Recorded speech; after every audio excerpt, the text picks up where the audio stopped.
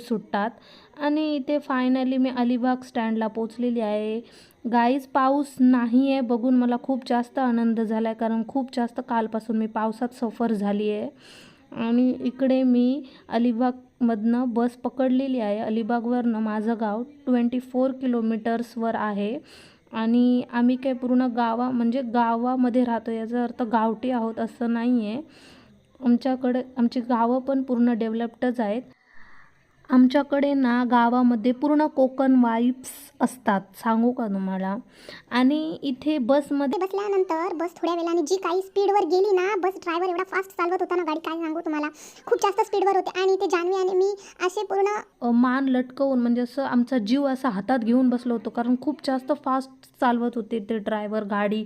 आणि बसची गर्दी पण नव्हती जास्त खाली झालेली. पहिल्यांदा आम्हाला बसमधून आम्ही उतरलोय आणि आम्हाला रामराज किंवा रोहा बस भेटलेली आहे आणि इथे आम्हाला खूप जास्त भीती वाटलेली होती.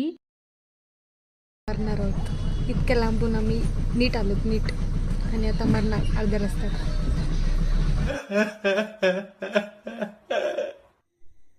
अलिबाग टू रामराज 45 मिनिट्स अंतर असतं आणि त्यांनी आम्हाला 30 मिनिट्समध्येच घेऊन आलेले आहेत. बहुतेक हा फाटा आहे तो बोनम फाटा आहे. इकडनं गेल्यानंतर सरळ जावं लागतं, चालत खूप चालावं लागतं. त्याच्यानंतर दीपूचं घर येतं, कारण या गावात दीपू राहतो. दीपूचं घर माझ्यापासनं 15 मिनिटाचं अंतर आहे. फायनली मी बोरघरमध्ये व्ह्यू इतका सुंदर होता ना भाई साहब. कालपासनं पाऊस पडत होता आणि आज असा क्लायमेट असेल असं मला वाटलं नव्हतं. सकाळी पण खूप जास्त पाऊस पडत होता. मम्मीने मला सांगितलं कॉलवर आणि इथे ती मला घ्यायला आली होती, पण तिने माझी बॅग्स काय एक पण घेतली नाही, बिकॉज दोन्ही पण बॅग माझ्याकडेच होत्या. बॅग घ्यायचं बोललं की लगेच ती मला बोलली की हां, ही कधी नवीन बॅग घेतलीस, तिला आवडत नाही मी शॉपिंग केलेली, जाऊन द्या.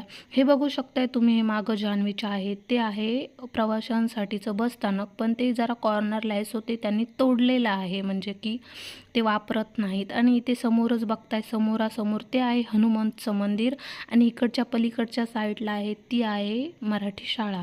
तुम्ही बघू शकताय खूप सुंदर असं क्लायमेट आहे.